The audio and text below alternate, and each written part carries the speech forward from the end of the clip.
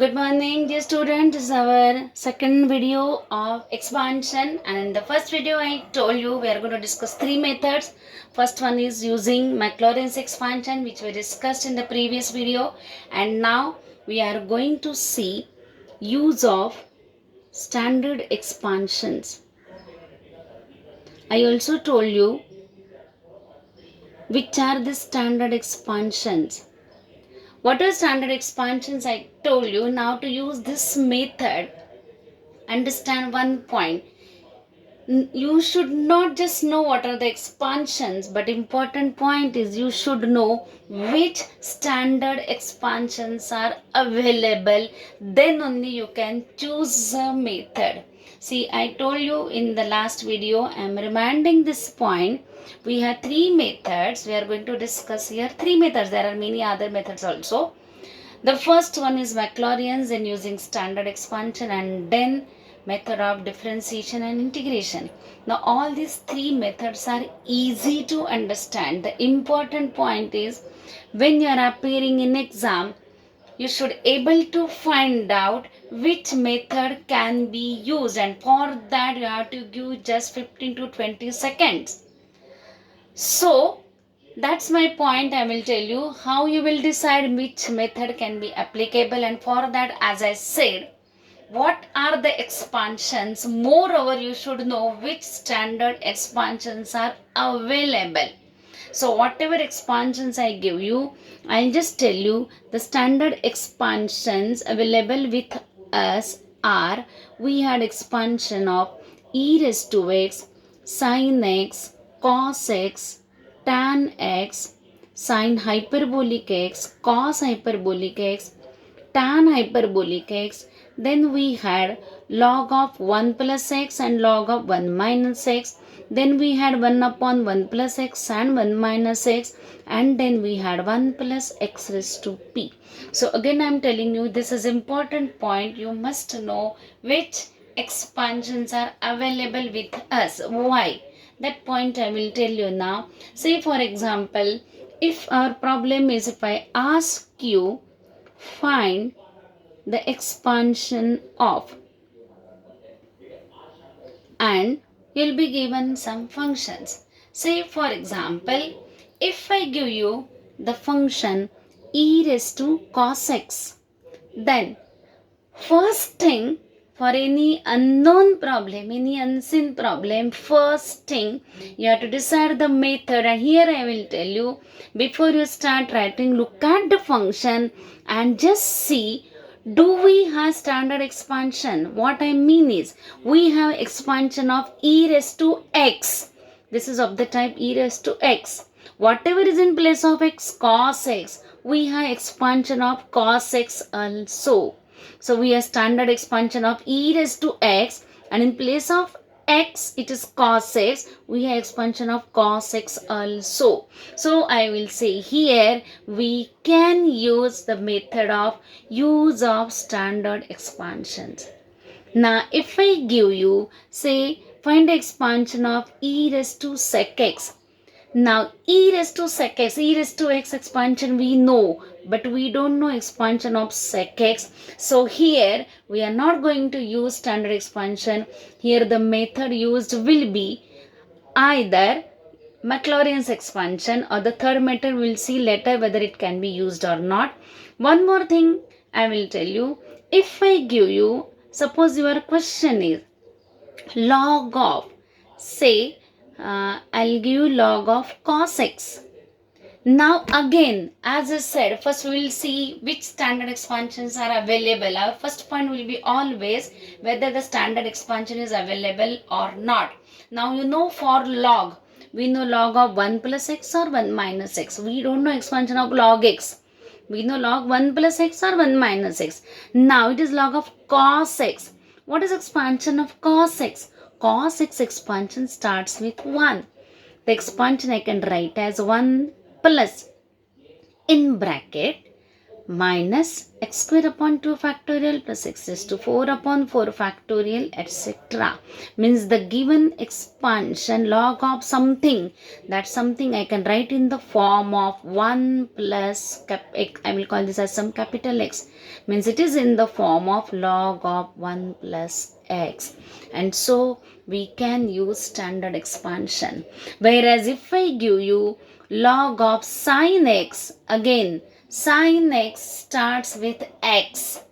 So it is not in the form 1 plus something. So here I cannot use standard expansion. So this is my first point. How will you make out the method? So the given function, first thing we will see whether it has standard expansion or yes or no, whether it has it or not. If yes, apply it. If no, what to do? I will tell you immediately after this. So first of all, if yes, you have to apply it. How we will apply it? So I will just show you the first one. Suppose we are given, rather we are asked expansion of e raised to cos x. Here just we are using standard expansion. E raised to x is 1 plus x, in place of x it will be cos x, plus x square upon 2 factorial, plus I have x cube upon 3 factorial, etc.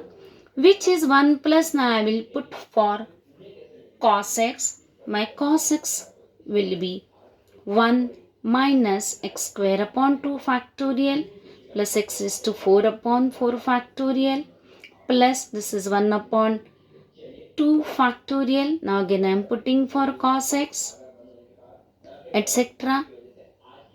whole square. Now it's up to you, up to which power you are going to find expansion, or if it is mentioned in the problem, you have to go accordingly. So now when I open it, you can see it is 1 plus. Now this is our, this I will simply write 1 minus x square upon 2 factorial plus x is to 4 upon 4 factorial, etc. Here when I have to square, it will be a plus b plus c whole square, a square plus b square plus c square plus 2ab plus 2bc, etc. Now 1 square will be 1. This square will be x raised to 4 upon 4. 2ab, that is minus 2x square upon 2. Again as I said, it's your choice up to how many terms you have to find out, or it will be given in the problem, and it is simply, now you have to simplify this. So whatever you get here, this is 2 minus x square upon 2 factorial, x is to 4 upon 4 factorial, plus 1 by 2, then this will be x is to 4 upon 8 minus x square upon 2, etc. And now just this I am leaving for you. Add this constant, take the terms of x square together, x is to 4, whatever you get, that will be expansion of e raised to cos x. So this calculation part I am leaving for you. So it is just, once again I am telling you, using standard expansions means whatever expansions we have, you have to just substitute it. And for that you must know which expansions are available. So we have e raised to x. Again I am telling you, e raised to x is 1 plus x square upon 2 factorial, etc. In place of x, we are putting cos x. Now cos x, what is the expansion of cos x, that we are substituting. And next is just mechanical part. Open the brackets, have few terms and get the expansion. Now this was, as I said, method using standard expansion. Now I want to tell you next method. Again, before I discuss the method, again the same thing, when to use that method. So my third method here is, we have method of differentiation and integration. Differentiation and integration. Now, when to use this method? Again, remember one thing, one problem can be solved by different methods also. Not necessarily one method is applicable. So, I will have a problem where both the methods are applicable. Let's have log of cos x.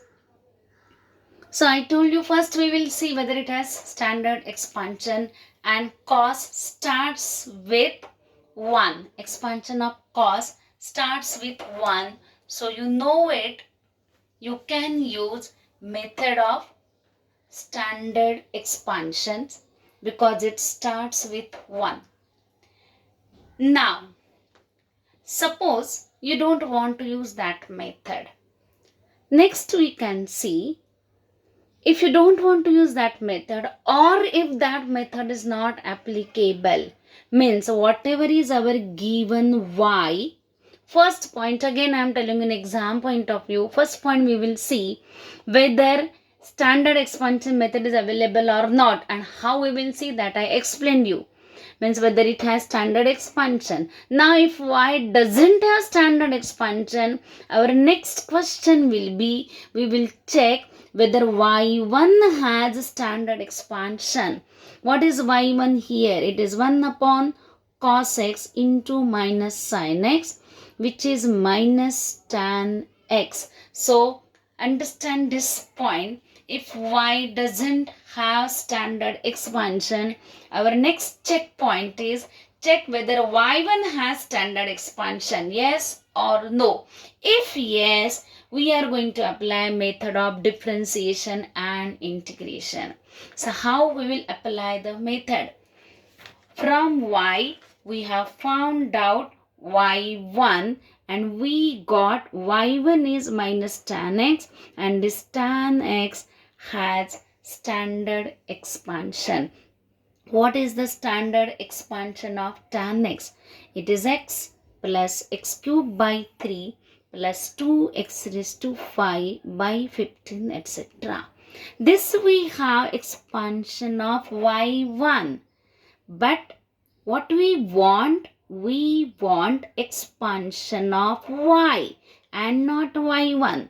Means from y1, if we want to get y, obvious thing, what we are going to do?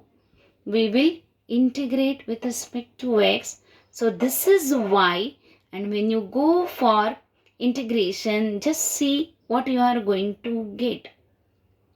This will be x raised to 6 upon 90, etc. And please don't forget to write c. That's very common mistake. Students forget to write c.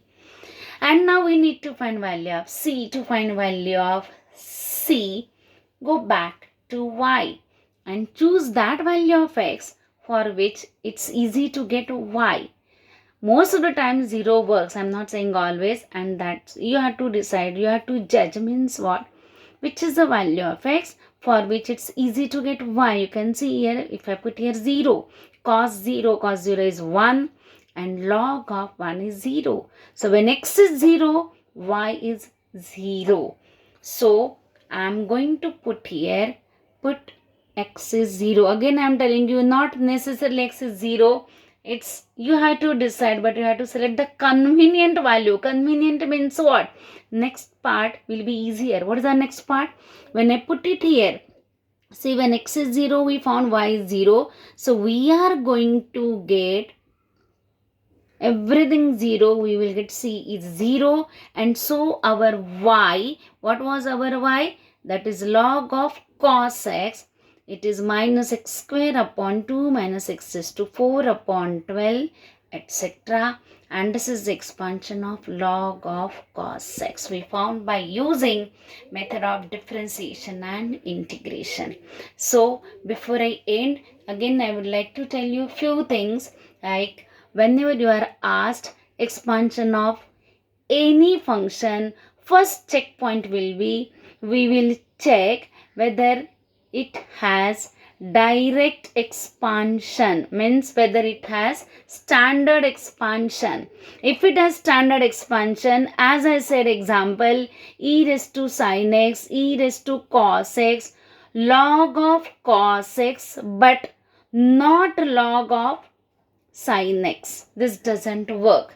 So we'll check whether y has standard in terms of standard expansion. If yes, use the method of standard expansion. If no, our next checkpoint will be check whether y1 has standard expansion, that is a direct expansion.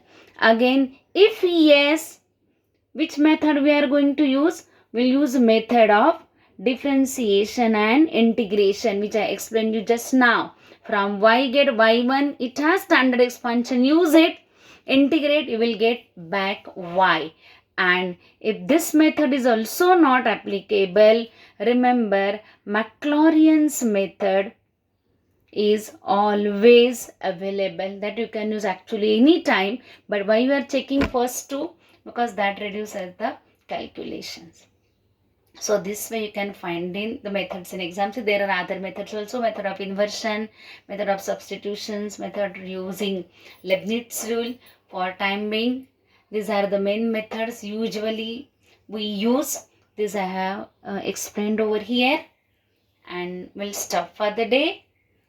And next video series we will be there with new topic. So thank you very much and goodbye.